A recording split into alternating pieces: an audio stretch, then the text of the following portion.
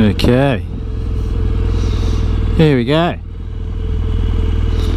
So I thought I'd go over my 8 rules of riding. If you're a beginner rider or even an experienced rider, we usually need to remind ourselves about riding and some basic rules, because I tell you, lately I've been finding myself breaking some of these rules and thinking, oh, there's my reflection. Did you just catch that? Probably can't see it. Too far for the camera. Looking good. Triple black. Anyway, yeah, as you get I caught myself breaking some of the rules, and I thought, geez, you know, in that scenario, if this car had done blah, I'd be buggered. I'd be in trouble. So I thought it'd be good to go over the rules myself, and I'll share them with you. So I've got 8 rules to riding that I've developed from a long time of riding now, and if you like, it's the 8 is known as the infinity number. You know, if you turn the 8 on its side, it's infinity. So if you want to be riding forever, like if you're worried about riding, you're worried about safety, and that's stopping you from getting on a bike, this will be good for you. Or you're an experienced rider and you're concerned about build up of traffic, or your abilities might be lacking, or you're wondering, geez, will I be able to ride forever? If you're concerned about that, these 8 videos I'm going to do, which will be one for each rule, I think will come in handy. I'll just find a gap here, you see, nice little gap, in I go, and I'm in, you see, there you go. Now I usually cut the engine, because these bikes start so quickly and so easily, as long as your battery's being charged. If I'm not riding my bike every day, I'll connect my battery to the socket. You can do that easily. If you get there's chargers for all kinds of batteries and all kinds of bikes. Just find your battery charger online somewhere, and all you do is set up a cable from your battery that just sticks out of your bike somewhere, and when you get home you just plug your bike in, essentially, as if it was an electric vehicle, and then your battery is always nicely charged, which I find is always the main issue with bikes. Is if you got a good battery, everything runs smoothly. Like these days they have a lot of electronics, and if the battery's not fully charged, you might find your electronics or your engine or part of your system doing funny stuff, and usually a fresh battery will do that, keep it good. So anyway, I'm changing the subject here, but basically first rule is relative speed. Now this rule came about because I found myself sometimes going past cars like that and then I think, what if that car, because people don't always drive straight, like that car there, he could have all of a sudden realised, oh shit, I need to turn right at those set of lights, and in a hurry he could have just swerved right to get into those lights. I've seen that. It does happen. I'm sure each of us has done that as well. You think, oh, I've got to turn off there, and you have a quick look and you rush across. Problem is, motorbikes might be in your blind spot. So always go relative speed, which means relative to what's around you, do the speed, right? Like here, I don't see myself doing 120 kilometers per hour around here. There's too many poles, too many cars, too many things that you could hit, or could hit you, you see. I've got my heated grips on, better take them off. It's getting warm there. It's 23.5 degrees on the temperature setting on the BMW. Now, there's traffic going right onto the freeway there. I know this light's going to change soon. Can I get to the light? Oh, there you go. I've got the green light. Because apparently I have to get on the freeway. Now, it's their relative. Now, imagine me coming through these cars at 100 k's an hour. No good. So, relative to what's around me, I'm doing the correct speed, you see? Keep that in mind. That will save you. You shouldn't be hitting anything, and nothing should be hitting you if you keep relative speed in mind. Relative in relationship, meaning in relationship to what's around you. That's what it means. I think this light's going to change soon. Yep, there it goes. It's going to go now. Yes, there it goes. I am familiar with this light. Onto the freeway. Now, see here, I've got a nice big run up. I could probably do a bit of speed here relative to what's around me. But see, now I'm approaching that car. Maybe I can't do the same sort of speed approaching that car. Now I'm entering the freeway.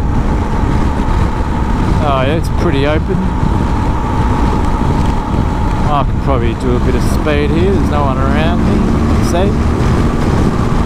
I got it. You see?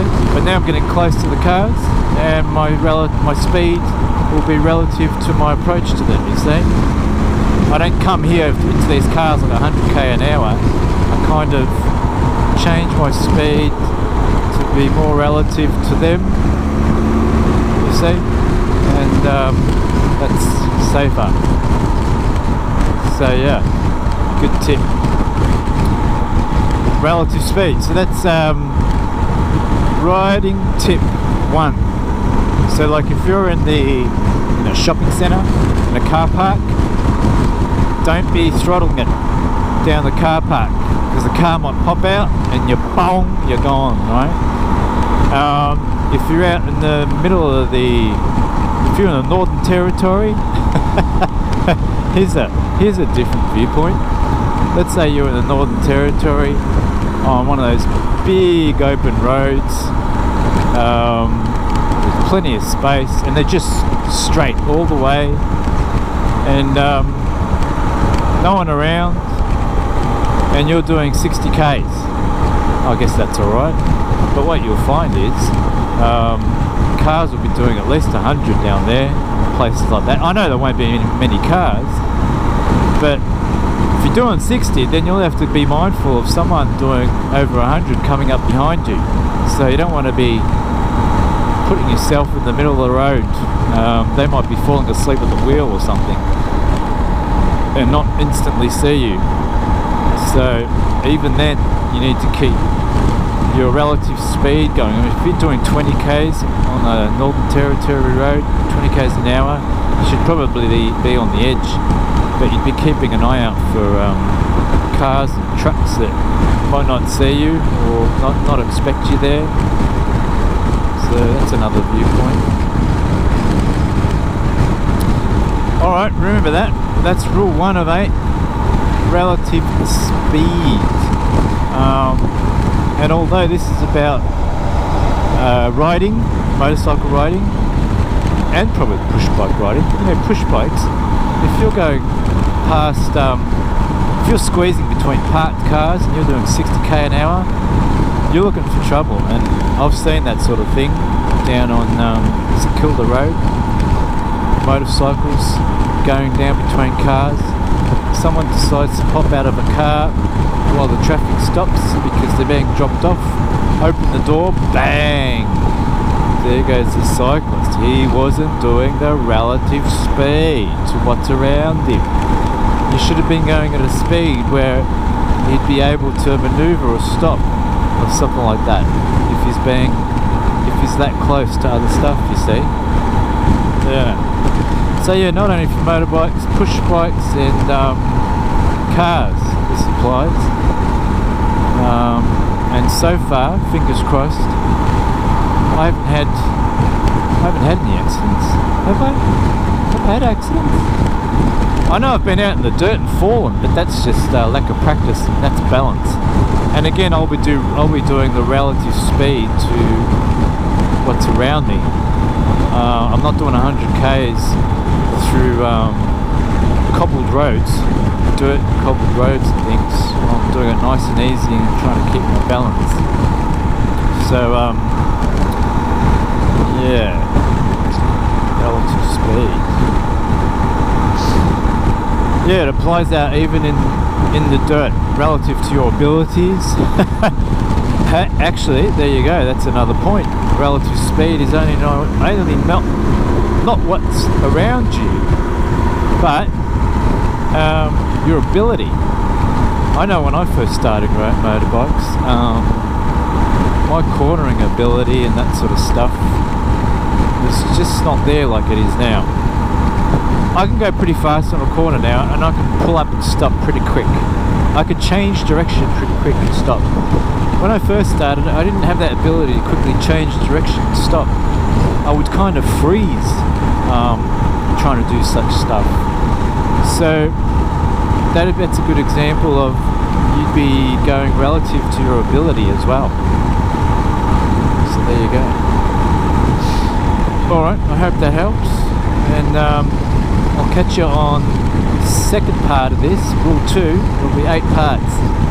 I'll see you then. I'll let you know what rule number 2 is. That is, like I said, I haven't had an accident. I can't remember the last time I had an accident on the motorbike with a car or a vehicle. I'm thinking, hang on, when was the last time I had an accident on the motorbike?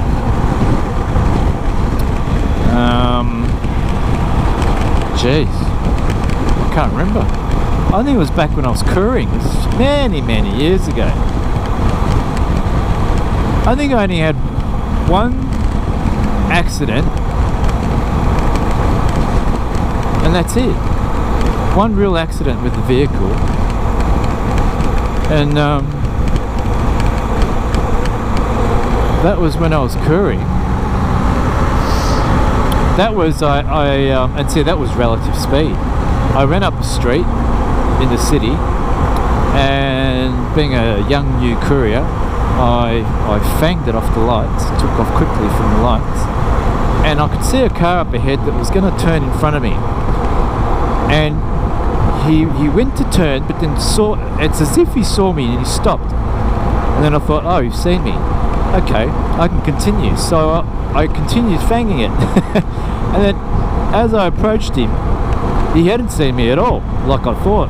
He moved right onto the street, and I went right into his bonnet, right over the bonnet, did a somersault, got up. Luckily I was alright, got up and got really angry with the driver and yelled in his window, and I think he was terrified. He thought, oh my god, what have I done? But that's a good example where I was in the city, my speed relative to what's around me was just too much. If my speed had been properly relative to the surroundings, he would have popped out, and I would have been, and relative to my skills, of course, because I reckon if my skills were better, I might have managed that. When he'd pop out, if I was all relative properly, I could have gone around him. No, I'm doing that now with this guy. He's just sitting there in 100 zone, doing I don't know what. I could have perhaps saved the day. So yeah, that was many years ago. So keep an ear out for my tips, and stay tuned for rule number 2.